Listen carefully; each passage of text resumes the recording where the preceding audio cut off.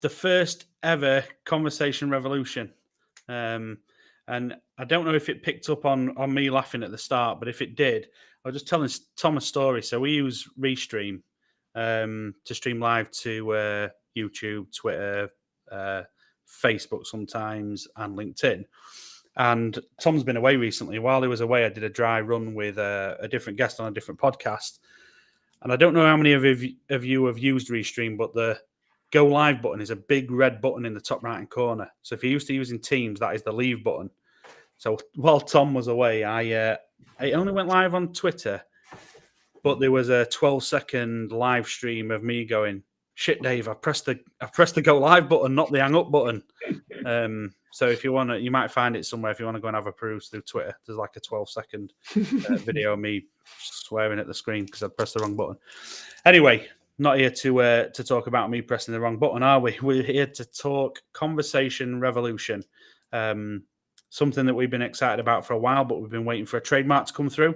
So conversation revolution is now trademarked, which is a good thing. What is conversation revolution? It's a number of things, really. So this aspect is a live podcast for us to learn and you to learn. So anything that we talk about here, we're not saying this is the right way. This is us saying that in our years of experience, I think between us, Tom, we've co-founded or founded 5 businesses now. 5. Three of which we've co-founded together with Dave. Yeah, there's some I don't count. Right. Messed up. So there's a few I don't count, but yeah, 5. Right. So 72 5. Then. So 5. yeah, something like. So we see this as an opportunity for us to talk to you about our experience, and then for anybody who's watching to share with us their experience, challenge us if you think what we're saying is wrong. We can talk about your views as well and share them. So if you've got any questions, if you're on LinkedIn or wherever, you can comment. I think you have to press twice to comment either shift and enter, or you click twice or something. It's a bit funny. So there isn't a button. I've tried it a few times. There isn't a button when you're there, so you have to enter or click twice or something weird. But yeah, perfect. The format, just before we jump into this actual episode, so the format is every month there'll either be a training episode, so that'll be quarterly, and the other 3 months there will be the other 2 months because it's quarterly. Do your maths, Chris. There'll be a tactics episode, which will be like a shorter version of something that we've teased out in the training episode. And then all the other episodes are guests. So we've got some pretty cool guests lined up.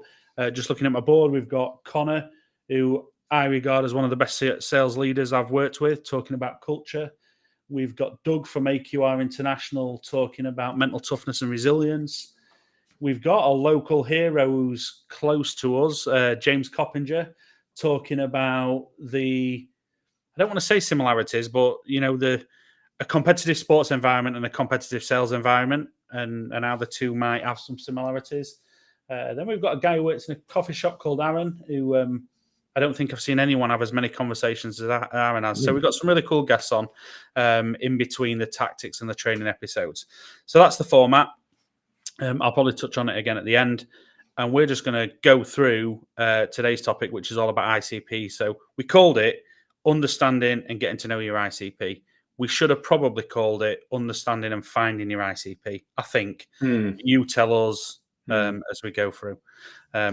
Just before we start, I have to say this stuff. So don't forget to subscribe to the Conversation Revolution on YouTube. The link is there. There's a banner behind me as well, but it's back to front. And it's back to front because I've had an eye infection. And if I mirror my camera, this happens. And my eye just looks really weird. So I've put my physical appearance over you being able to read, unfortunately, today. But yeah, follow us on YouTube, Twitter. You can get mine or Tom's handles. I'll share them in the comments afterwards.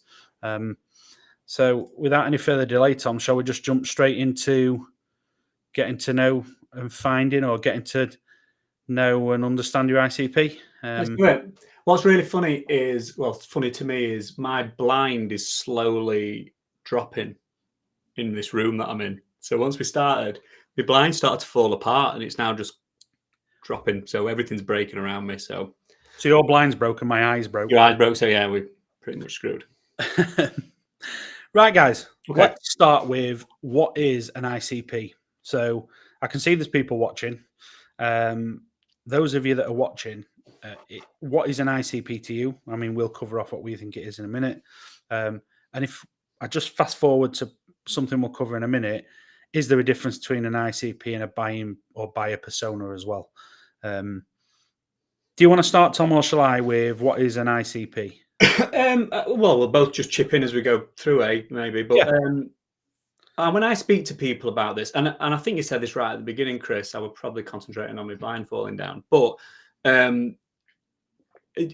there's definitely, this is our opinion, isn't it? All this is just our opinion. So I'd love to know what other people think. But when I speak to people about it, I think the first thing that comes to mind is most people land on this being a person, and we certainly think of it different. So it'd be great to hear what other people think, but we kind of think of it as well, what would your ideal kind of customers organize, assuming B2B, because I know our background is in education, but assuming in Matt or a school's a business or an organization. That's my blind finally falling down. In B2B, that, we see that organization as the ideal customer. So we'd like identify what kind of organization we want to target, or we can help solve particular problems for that organization. So that's what I think me and you, I'm assuming we agree. I don't know if we're just having an hour of arguing here, which might we agree. What we want, but what other people might want. But I think that's what we both kind of agree. It's like the organization. But when I speak to people about it, they talk a lot about the person within that organization. I think we're going to come on to that in a bit. Yeah, I definitely agree. I use the term, if I'm describing it to people, I use the term template. So I say it's like a template of a company or an organization that's likely to benefit the most from what we offer. And then in turn, they're more likely to be the right customer for our business. Always backed up, if we can, though, with solid data, like accurate, solid data, things like company size, annual revenue, number of employees, that sort of stuff. And we'll come on to that right at the end, I think. See it as a template of the company. It is. And this is probably a little bit off topic, but I'd love to count the number of times that me and you have said over the last God knows how many years that the market always decides. And I think the market decides this as well a little bit. So certainly if you're a startup or you're bringing a new product to market, you're at a point you'll go, well, this is our ideal customer profile. I mean, this is what the problem we're trying to solve for these particular people, and they work in this kind of organization. So they're our ideal customer profile. But over time, you have to keep reviewing that. Don't let that stop, because the market does eventually tell you, if you've got a good product, what your ideal customer profile is. I smiled when you said the market always decides, because I was chopping up a podcast from last week or the week before, and I've chopped up a segment with that exact phrasing, which is why I smiled. So we're in agreement then that an ICP, and nobody's disagreeing with us, is a template or an ideal, the business that would want to work, would benefit from our services or solutions, sort of thing. So is there a difference then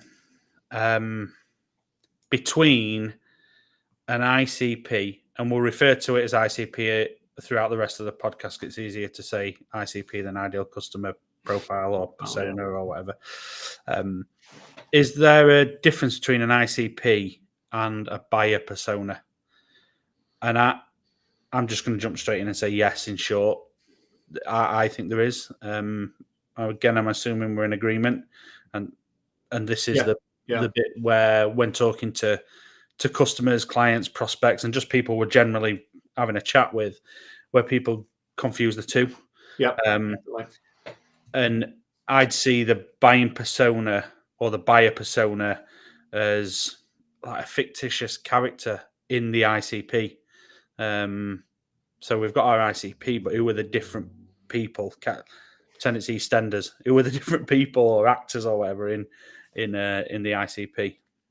And I think there's a third as well. It was not the buyer persona, but you could have and this has definitely been in all our products and services that we worked on together, where there's there's a persona of a user. So the person that benefits from the product isn't always necessarily the buyer. Yeah. So there's another person in your ideal customer profile. If you agree with us both that that's like an organization, that there's other personas in there that you really should be thinking about and documenting, and continuously like testing. Is that your actual end user? Is that, and what are you doing for them? So I think there's definitely a buyer persona. Then I don't want to say another one below that, but another one in the ideal customer profile that is your user. Might be your buyer, but it could definitely, and a lot of the time, certainly in my experience, it's been somebody else. Yeah. I'm just going to say, because we've got more people have joined us, if you've got any questions, this is designed to be two-way. So if you've got any questions, fire them in via LinkedIn or whatever platform you're watching on, and we'll try to answer them. We're just talking about the differences, as you can see at the bottom, between an ICP and a buyer persona. Shall we run an example? So if we've got, I'm thinking of our previous business ventures, worked a lot with schools. So if we go with an ICP has been a school, that's the ideal business. Let's say it's a primary school.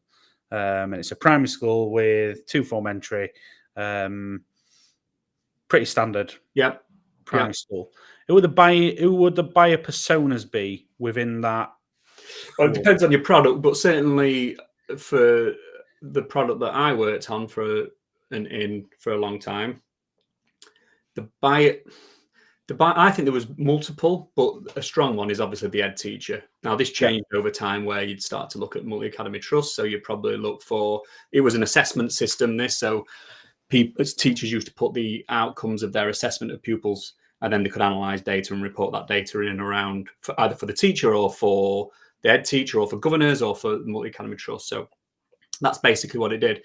The buyer persona, most of the time, was the head teacher. But if you think of a large school, then it would have been an assessment coordinator or maybe a deputy ed, where they were kind of, they were in charge of that part of the budget around, assessment. So there was multiple dependent on the ideal customer profile, because we had standard size or average size schools as one of ours. And in that, the buyer persona was a head teacher. But if it was a large school, like we had some 4-form, 5-form entries. I think there might have been a 6-form entry school. There was one school that was massive, primary school, and I think it was in a city, Birmingham.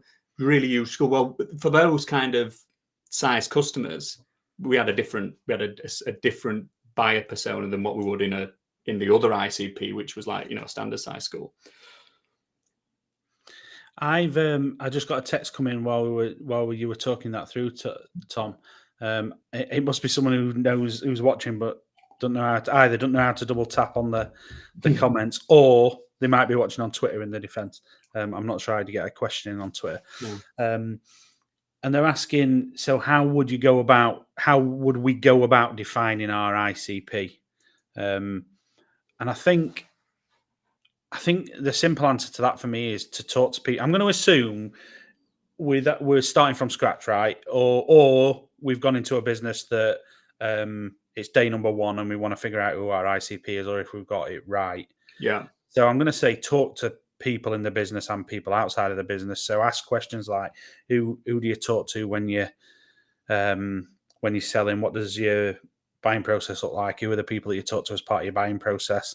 How long do your sales cycles take? And I know that's not directly linked to your ICP, but you might tease out, have we got the right ICP but the wrong buyer persona, that sort of stuff. So in short, in answer to that question, I can't throw it up on the screen because it's come through as a text. I'd say talk to people within the business and who use the business.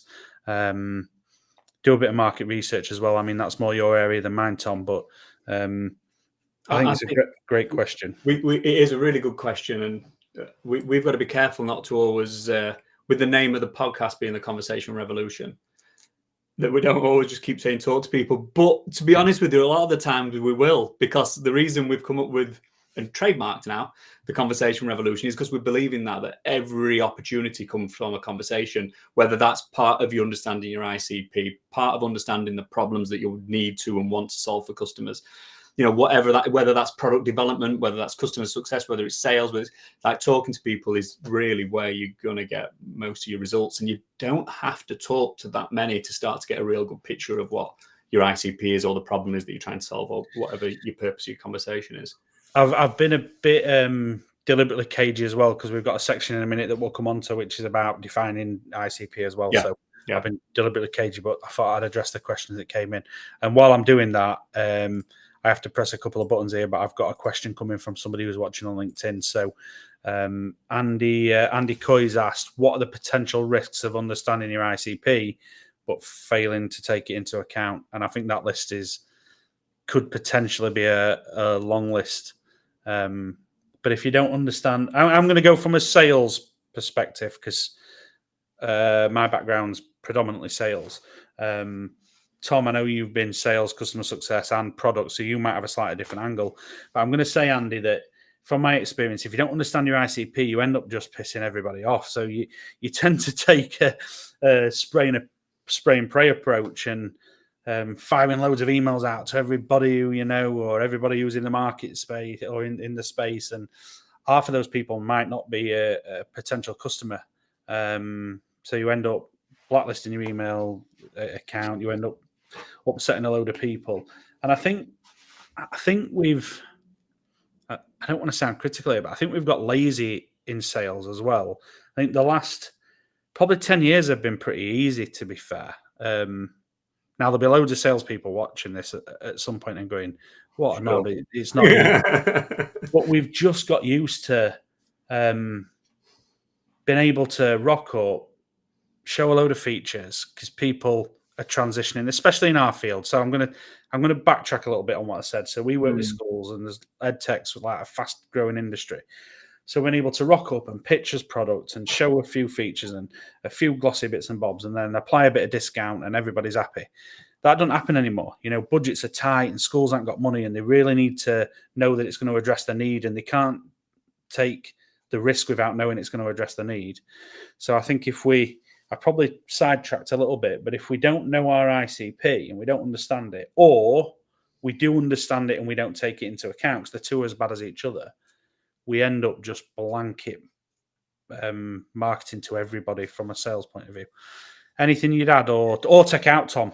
I had to read the question a few times, and Andy, I don't know if you were trying to get me back from that terrible question I asked you on live on a podcast recently, and I apologise publicly for such a crap question. But so I had to read it a few times to make sure I fully understood it. So just to talk back to you, Chris, because Andy can't speak live. What Andy's asking is, if we go through the process of understanding our ICP but don't actually do anything with the work that we've done, as in take it. Yeah, okay. I think so. But I think that's as bad, Tom. I think that's as bad as not knowing your ICP, is what I'm saying. I agree. If you do the work to understand or think, or at least if it's an hypothesis of you think your ICP is before you go and test it, and then not do anything about it, or even if it is tested and you do understand it, then you don't do anything about it. Yeah, that is worse.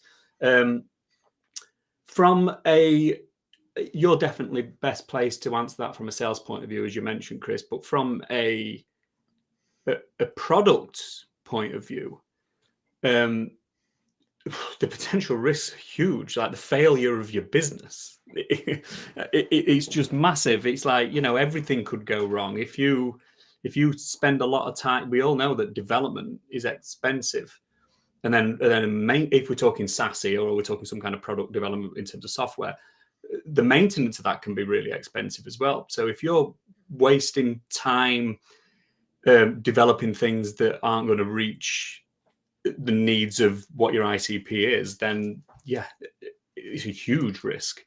It's one of the first things you do as you're starting up a business, isn't it? That you work out what problem you want to solve, and you work out whose problem it is, and then who would buy from that problem, what kind of organization they work in. So I think the risk is that your business doesn't start, or if you're launching a new product, that your business starts to go under pretty sharpish if you don't get it right.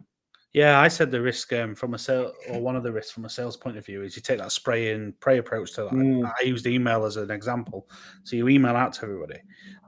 it's a similar risk with product, I'm guessing, right? Where you just go really wide with a product, and you don't hit a niche, or you don't develop a unique selling point that's aligned to a pain point. You just too wide. I've been in that situation where you're doing user research calls, and one user research call from one to the next is really different. So you don't really know what you need to build next, because you haven't, that particular organization haven't really pinned down their ICP. Now, they're a really successful organization, so I might say it's wrong, but I found it really difficult to do that product role, because it's like, if one's very different to the next, then how do you make a decision what's most important? So it's quite difficult. So I'm going to try and summarize it for you, Andy, because we talked about a few bits there. I think from a sales point of view, and again, we'll cover this, but the opposite way in a bit, I think we're talking about things like you'll have slower sales cycles, lower conversion rates. You probably have to discount more, so you've got a lower average order value and all that sort of stuff from a revenue point of view. Retention. Retention. So to summarize, the stuff we just talked about, I think there's all sorts of risks, and ultimately combined, Tom's right, you're talking about failure of your business, aren't you? Because the market always decides, and they'll decide to go somewhere else. Great question, Andy. Good one. So sorry, I have to click again. So we were on, is there a difference between buyer persona and ICP? And I think we pretty much boxed that off, but just I can again see that more people have joined since we started answering that question. The short answer to that is yes.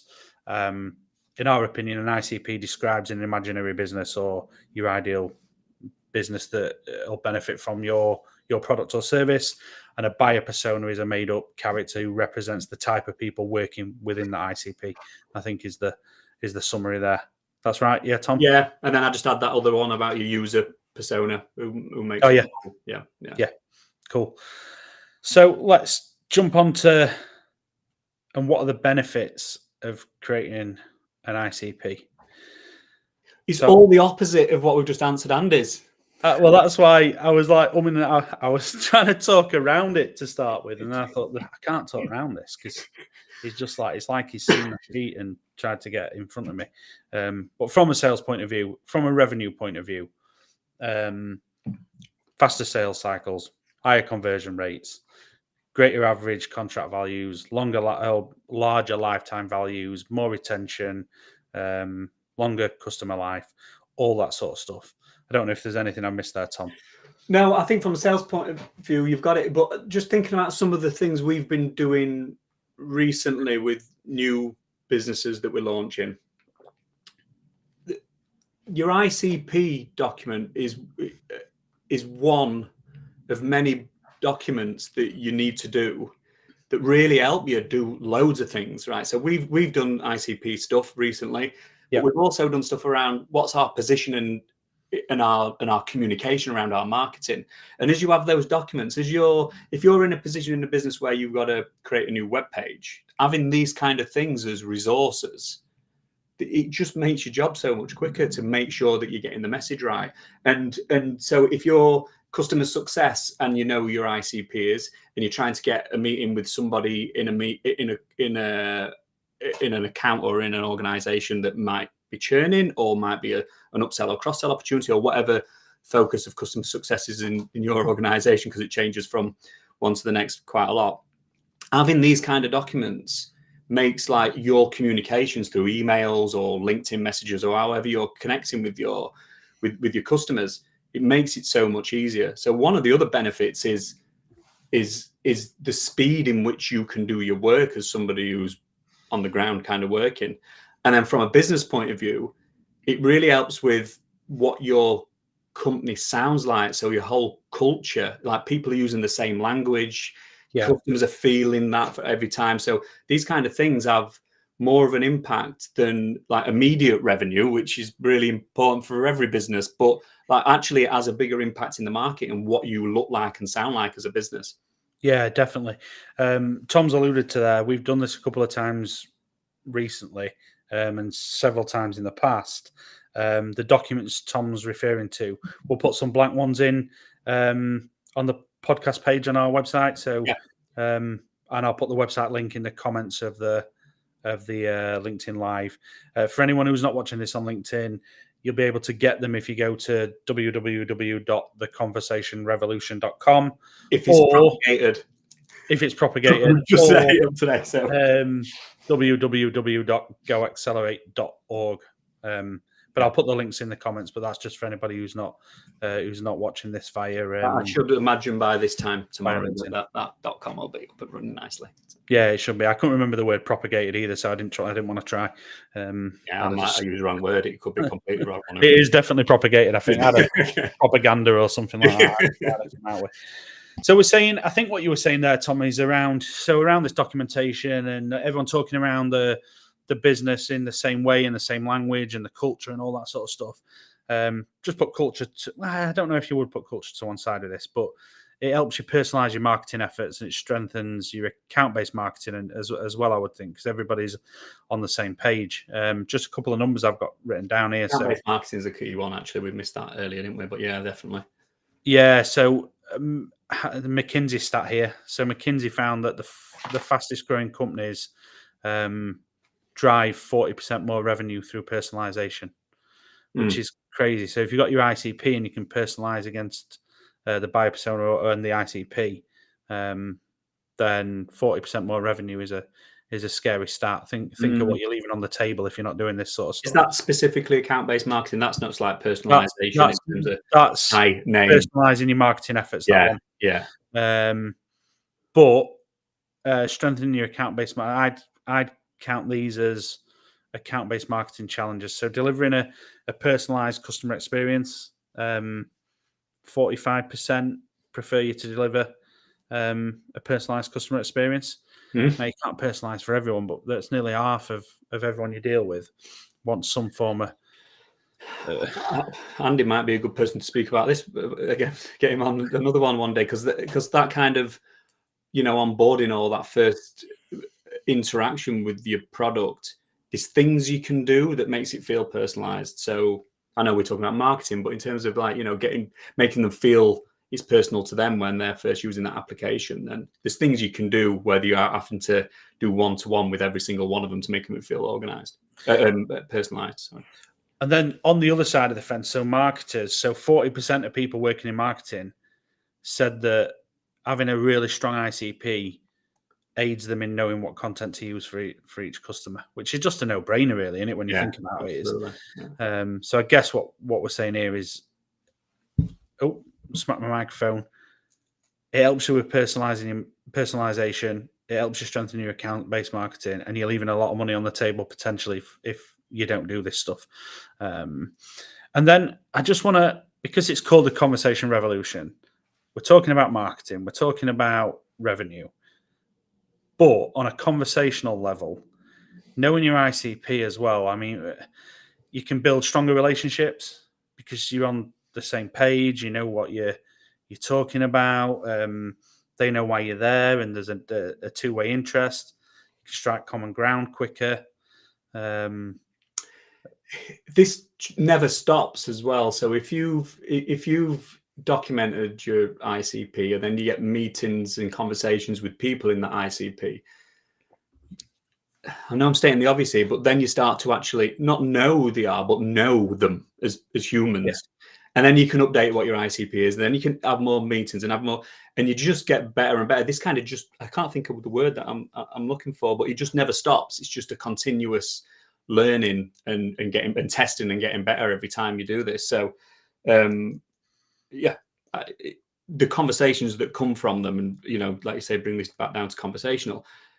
You only get better at understanding the ICP, but the actual people in that ICP as well. As you do this stuff, I think you get used to selling the conversation as well, rather than the solution. So the first step is always to strike up that two-way dialogue and have a meaningful dialogue and build a rapport and a relationship. And I think if you've got the right ICP and the right buyer personas, it enables you to do that better as well. And the pressure can be on, can't it? So if you're in a sales position, or you're a new business taking something to market, or you're an existing business taking something new to market, it can feel quite pressured. But if you've got all this documented, you actually end up being a lot more relaxed in those meetings.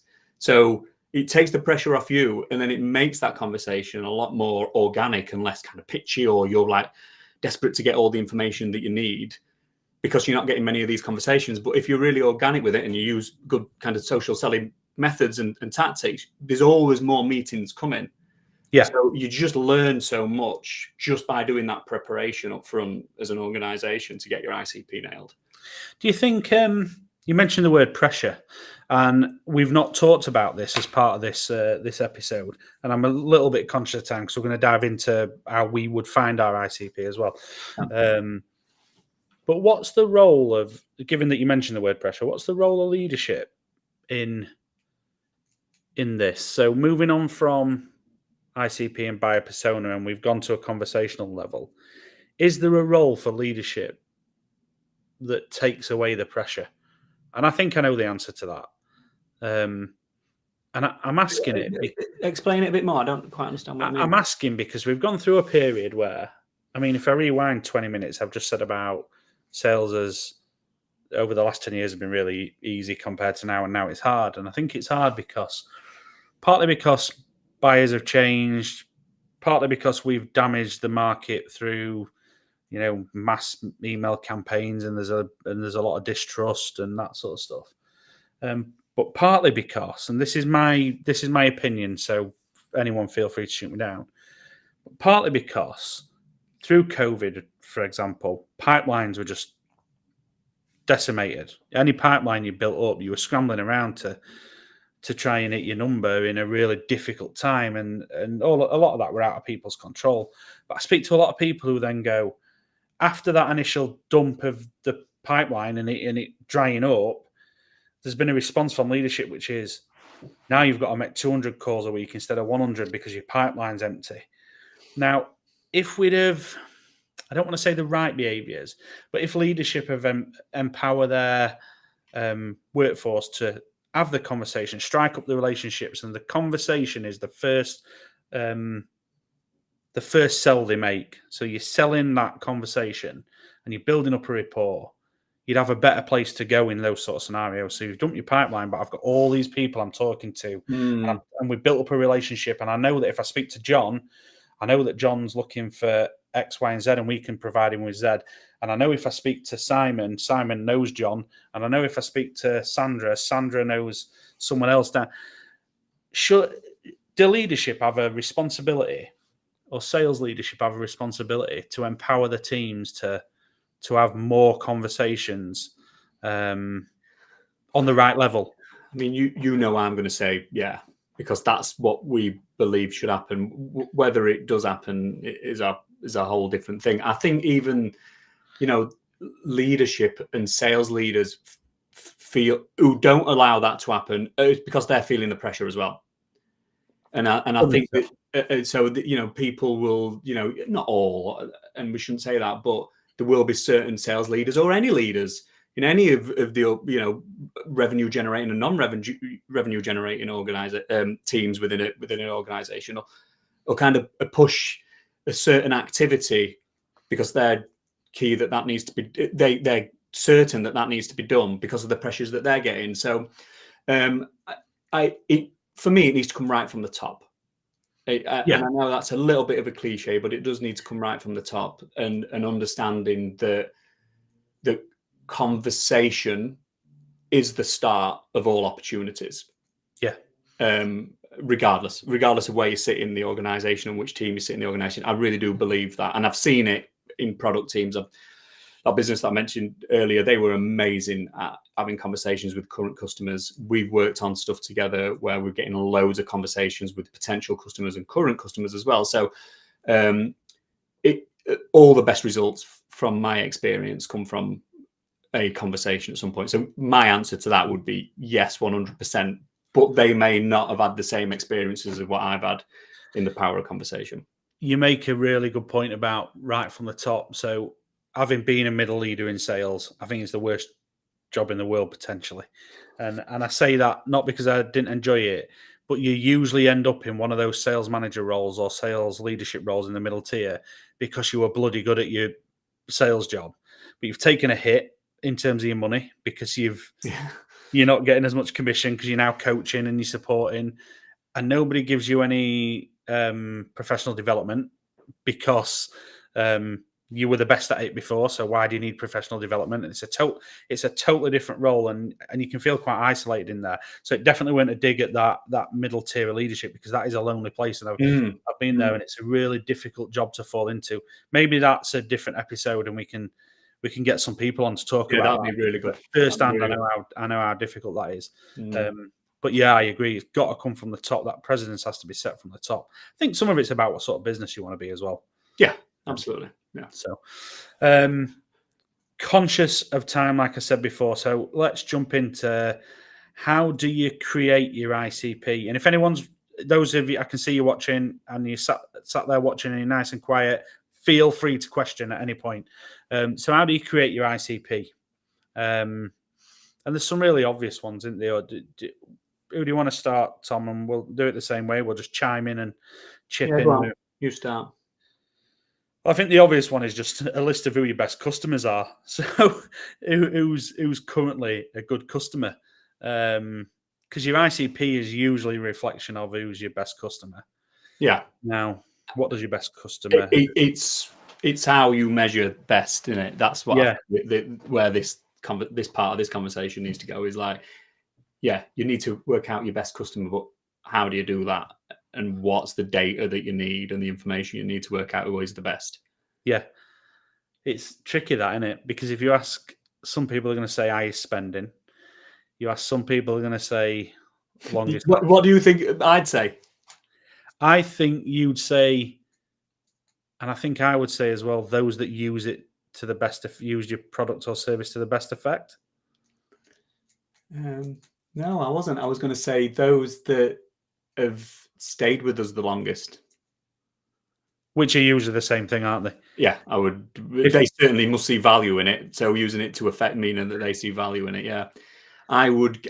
If I was writing an ICP for an already existing business that hasn't done this work yet and have got some success, and that happens, that it's worth saying that out loud, that it does happen. You don't have to do your ICP to get success. We strongly recommend that you do, but there are businesses out there that have just got good products and ended up with it, but then you kind of plateau without really understanding what's going on. So if I was going to be working with a business who's already got an existing product and building an ICP out, that's the first thing I'd look at, is like, let's have a look at who's your longest serving customers, and then let's go and speak to those people.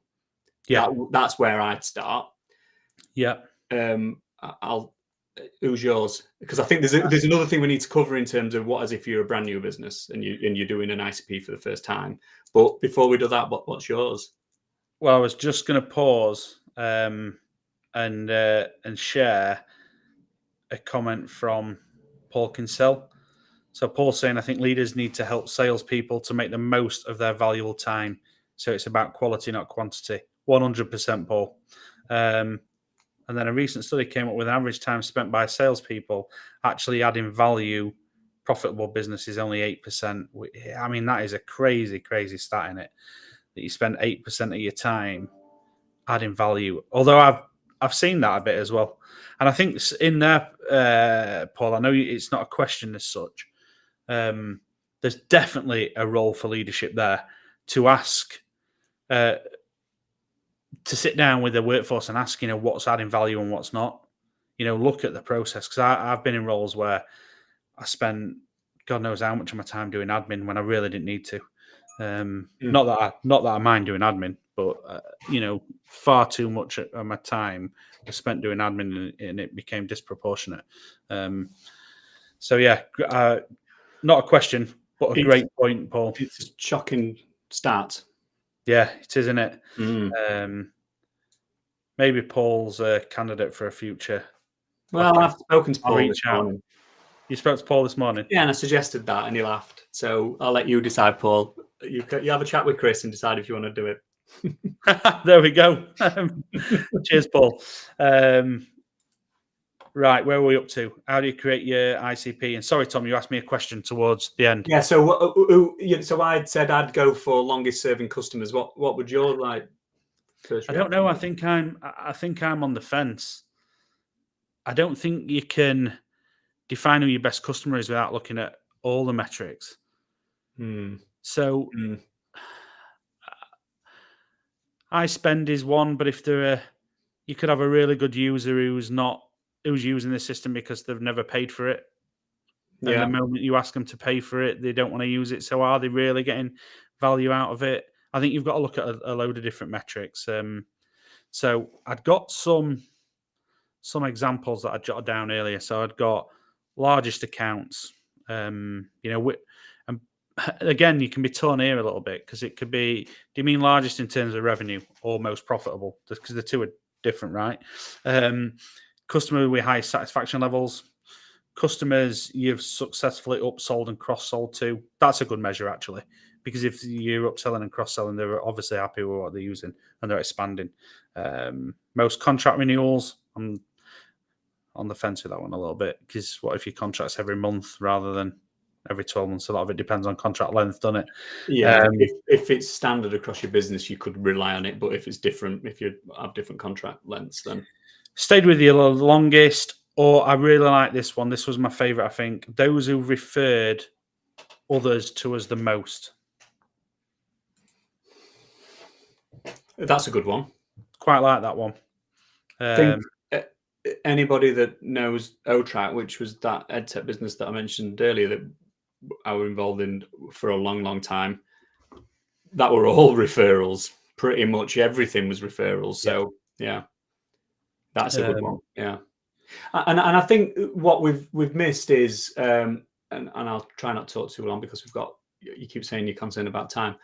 But if you're a new business, and the reason it's on my mind is because I've done it this week, where I've gone out to speak to what I thought was our ideal user profile in a business, actually in a school. And when I got there, I was sat there with the buying persona as well, and our user persona. I was sat there in the room with them, and the buying persona actually informed me that I'd not actually got it quite right. There was actually another persona in school that would be a user. So I was thinking this is just for year 6, to make it really clear, this is just for year 6 teachers. Well, actually they were saying, as it stands at the minute, this product's good for year 5 and 6. So you've just got to push the point, you've really got to get out there. Certainly if you're a new business, you've got to get out, and you haven't got data, you've got to get out there and talk to them. Because it's the only way that you're going to really find out. Don't sit in your little office or whatever, just assuming that you got to get out there and speak to them. And that's because all the other stuff is like data based, really, isn't it, or information based. And what I think what you're saying is you've got to ask the W question. So why and what? Why are they our ideal customer? Why have they stayed with us for so long? What made them buy the product or service in the first place? That's really for an existing customer or an established business, but for a brand new startup. Oh yeah. You've got to get in front of the people that you think are your ideal customer or your ideal buying persona or your ideal user persona, and that way you'll find out. So you're talking about conducting interviews and stuff like that, aren't you? Yeah. Collecting customer data. So valuable both sides, really, I think, isn't it? Definitely needed if you're a new business. Partly because of the question Andy asked earlier, you can just go off on a totally wrong tangent or turn, can't you, without asking them. But for current customers as well, it means that they feel listened to. So what about attributes of an ideal customer?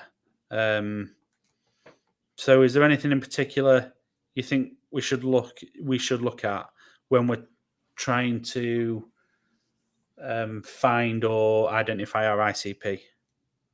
And I'm trying to segue us into showing, like actually searching for jumping in. Yeah.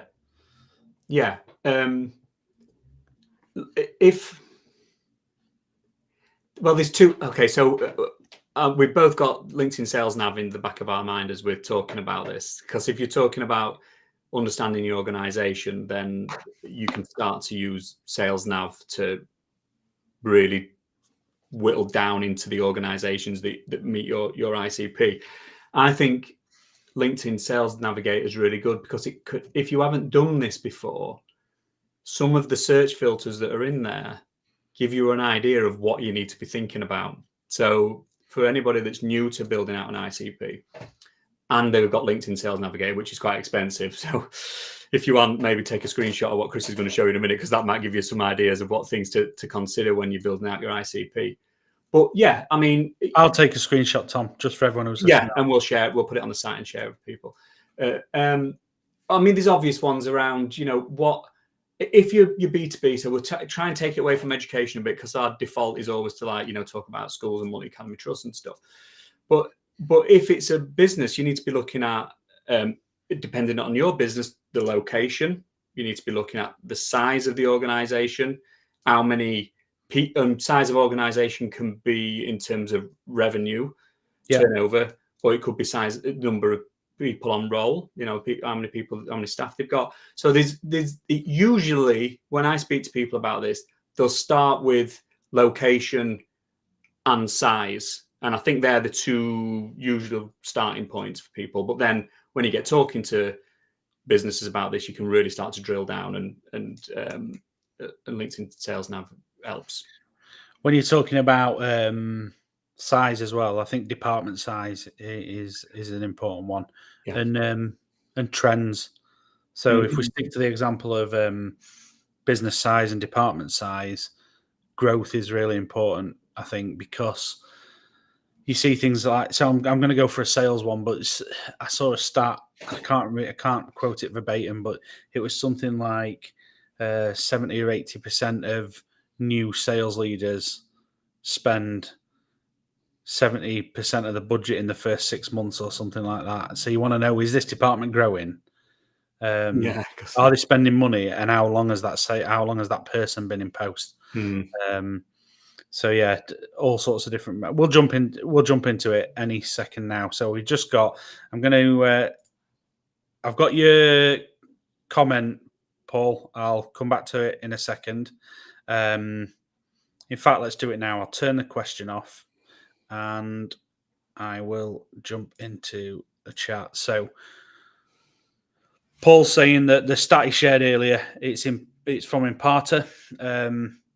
And also, how does the client potential fit in? I.e., potentially huge client might not be the perfect fit ICP and discarded, but you believe in a huge amount on the table, and therefore potentially massive client with a bad fit in theory be accepted and adjustments made to ensure it works, or could they become a rogue client, draining resources and causing problems? Again, great points to raise. Absolutely.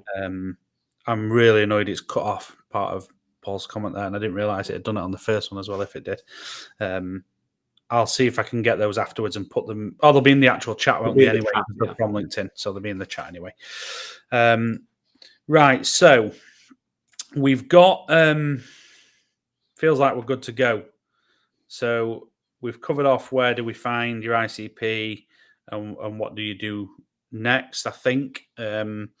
So we're good to go. We've got all that information. How do we do it? How do we do it? So I'm going to share my screen.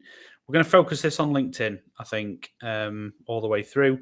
So if I do a screen share, and you just have to while you're sharing that, there are other places to do this, but we use LinkedIn a lot for this, don't we? So I speak to people in different markets who a few of them will go, my ideal customer profile don't use LinkedIn. And there's been a number of times when I've loaded up Sales Nav and I go, well, let's test it, and put myself a bit on the line and shared my screen. And the vast majority of time, you'll find that they are. So it's always worth checking. But there are other places to do it. But we certainly get best results from LinkedIn on this stuff. So shall we start with LinkedIn in general? You'll have to ignore any notifications and stuff. I don't usually have 7 unread. I'm usually pretty on the ball when it comes to it. 2 unread messages is probably not uncommon. So what persona do we want to go for, Tom? Let's go for us co-founders.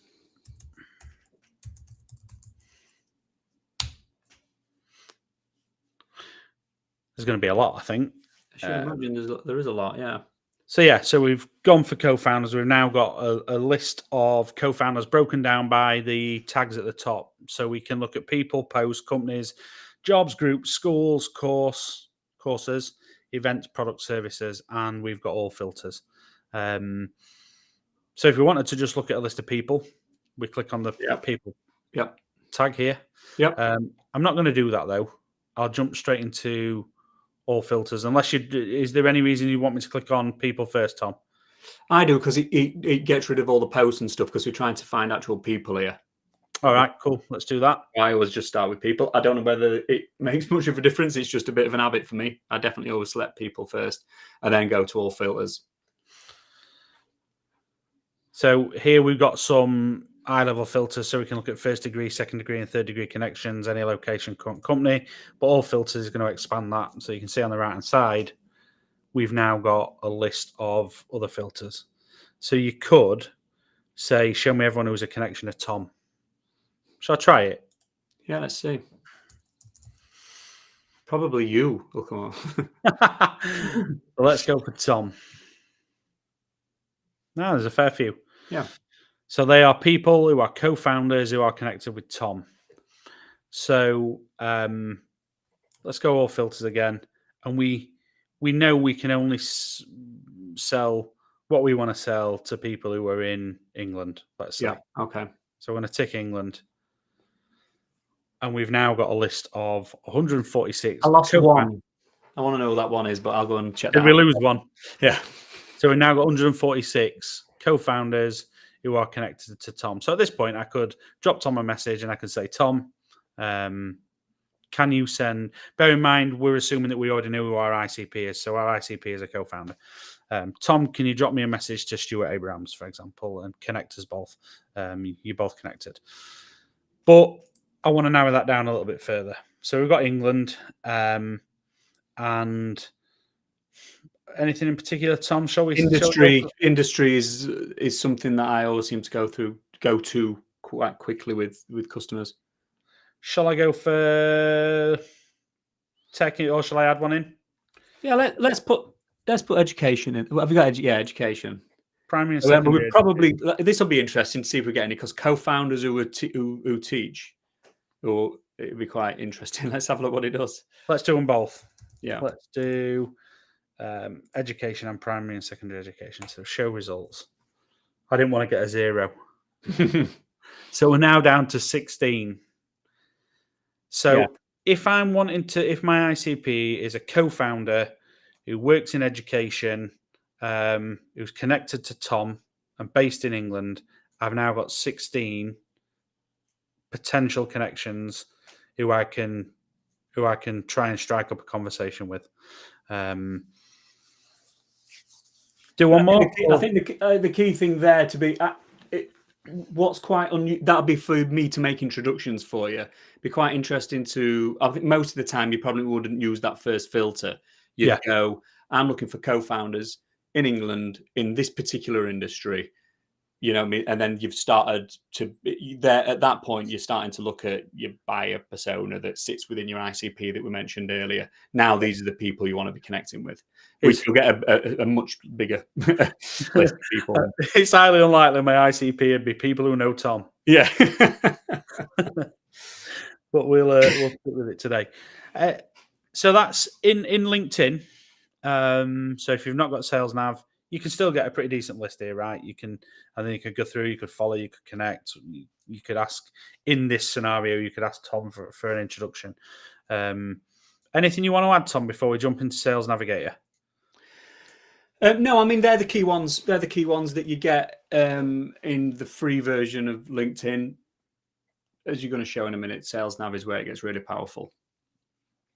So I've got a tab open for Sales Nav. Anybody who uses Sales, in fact, let's go to home first. Anybody who uses Sales Nav, you might be used to some of this stuff. If you're not, just quick. The one thing that I find really, really useful sometimes is the second inbox. So I've got messaging in here. I'll not open it up because it'll show all my messages on in Sales Navigator. But sometimes I find it nice if I'm being really targeted and personal in my messaging to have the two inboxes. So I've got the standard one when people are connecting with me in LinkedIn, but I have a second inbox here. But aside from that, the filters are so powerful. So let's go. Shall we do? I can't remember what we did. Did we do co-founders? We did do co-founder, yeah. So let's do co-founders as a search. If I tick this here, it's going to start to build up. It's going to save it each time I add a filter in, and it'll save it somewhere in LinkedIn under my leads or accounts lists. This would be leads because I'm looking at leads here. And you can see straight away, I've got the list on the right-hand side. I can just go save any of these if I want to, but there's 3 million plus co-founders on LinkedIn. So let's do some of the stuff we'd already done. So let's go for geography. And I think I said England. So let's go for England. But it's worth noting that if you're a salesperson that's targeting a particular area, you can go down to town or city or region in terms of counties at this point as well if you wanted to. Let's do it. Let's go Manchester instead of England. So I'm targeting Manchester. So it's gone away. And I've now got 6,000 plus co-founders in Manchester. I'll just minimize that. Shows you the power of not saying linked to Tom. Yeah. In one city rather than the entire country. Now, going back to something I said earlier about people starting new jobs, so I can tick this. So who's changed jobs recently? I've now got 326, which is pretty useful. And I've got some pre-built account lists in Sales Navigator already, so I don't mind exposing those. So let's go for people who exhibited at BET in 2024. If I include that, I've now got 2 results for co-founders based in Manchester who've changed job recently and exhibited at BET in 2024. I can get really personal in my messaging to those 2 people if I wanted to. I'll take these off. And if anyone's, I can see we've still got plenty of people watching, to be fair. I think it might be a new record, Tom, from the other podcasts that we do. If you've got any questions about this, just ask us. So I'm going to do something slightly different here. So this is based on leads. Is there anything you want me to share or you think is worth sharing, Tom, before I jump into accounts? I'm wondering whether, because we're running out of time, whether if I don't want to give you an extra job, but we're doing an extra video on this because you've done some really cool stuff around particular areas and within a region of a postcode and things like that. And you can cross-reference some of these things. So if you're growing in a particular area, you could start to look at people that are already in your network that are in that area that could give you introductions to other people in the area. So there's a lot of things you can do. We could do an hour on this alone, couldn't we? Easy. 100%. So it might be worth us, if we get chance, to maybe do another session on this, or we do an additional video that we share at some point. Yeah. What we'll do is we'll do another session on this. We'll turn it into a tactics episode. Yeah. Okay. So quick 20 minutes. But I will just quickly show, if I go into accounts, so I'll go to account lists again, and I'll use the same example. So let's go to BET. I've still got the title of, let's reset. I've still got the title of what you call it, Co-founders on there. Co-founder on there. So let's change this to account filters, and let's go for account list, include BET. It's 298 results in there. So that's 298 companies who exhibited at BET. Now I want to see in their sales team. Let's say we're selling some sales training in their sales team. Anybody who's got more than 5 or more sales reps in their sales team. I'm now down to 121. And I can say, and I only really want to see companies who've grown by 20%. In terms of headcount, in terms of headcount, yeah. We're now down to 22. And I'm going to shoot myself. Oh, no, there's 8. So let's go United Kingdom. So we've got 8 results there. So I'm now looking at 8 companies who exhibited at BET in 2024, who were in the UK, who've got a sales team bigger than 5, and they've grown by 20% recently, 20% or more, greater than 20% recently.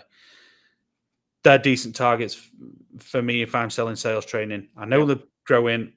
You'd assume they've got the money. The sales team is a reasonable size. They're based in the UK, and you don't attend bet unless you're looking for leads. So that's a decent account for me to look at. And then really, really quickly, I don't know if I can do it on here, and if not, I'll not waste too much time. I click on one of those accounts, and now I can build out an account map. So if I go, let's add Glenn in here. Glenn's a decision maker. Let's add, and I'm making this up as I go along for time. As you get to know this organization, you have conversations with them, you can start to build up the hierarchy of the organization, which takes us back to what we were saying at the start of the podcast. Is an ICP sits there at the top, and in that you've got personas, which could be decision makers. So they're your buyer personas, and then there's user personas in there as well. So in this case, you'd want your sales manager, but you'd actually want to be having conversations with the salespeople as well, who could help influence you selling your sales training into that organization. 100%. I think we got 2 episodes. I'm going to stop sharing my screen. I think we got 2 episodes in there potentially, Tom. I think we'll do a tactics episode on the account and lead searches and stuff in LinkedIn Sales Nav, and we'll do a second one on account maps and what you do with those account maps. I think they both be useful sessions. The sessions I'd have liked when I first started using Sales Nav. So we'll do that. Go on, sorry, mate. One thing is, if anybody's not used it before and from that little demo of it thinks that it'd be useful, I could end up giving all these away in one fell swoop here, but I think I've got about 8. I can get people free access for 3 months. I think I've got about 8 people left, because there's a sales net, they're trying to get you to refer all the time. So it's a good idea. But I think I've got about 8 left that I can do. So as long as you've not used it in the past or trialed it in the last 3 months, I can't remember what it is, then if anybody's interested, just connect with me or send me a message, and I can get you it free for 3 months so you can work out how powerful it is. Likewise, I've got some of those left as well. You kind of transition me nicely into where can people find us, really, because you're talking about LinkedIn, and we can give away LinkedIn. So where can people find us both? Tell me if I miss anything for you, Tom, but I think the best place for us both is on LinkedIn. Drop us a message. You can book an appointment via LinkedIn, all that sort of stuff. As website, which is goaccelerate.org, or theconversationrevolution.com when it's propagated tomorrow. Should have put TM after that as well, Tom. Yeah. If you're interested in being a guest on the Conversation Revolution, I'm always looking for guests. So Tom and I will both do the training and tactics episodes, although we'd be happy for people to join. And then I will host the ones with guests. So I'm always happy for guests. I think we're booked up until, I've got it written down here somewhere, Friday the 24th of May. So any after the 24th of May, we usually do them on a Friday. Yeah, we'll have availability. Can move days around if need to. If it's your birthday, because I put this one back because it was my birthday, didn't I? Sorry. Oh, yeah, you did, didn't you? Yeah.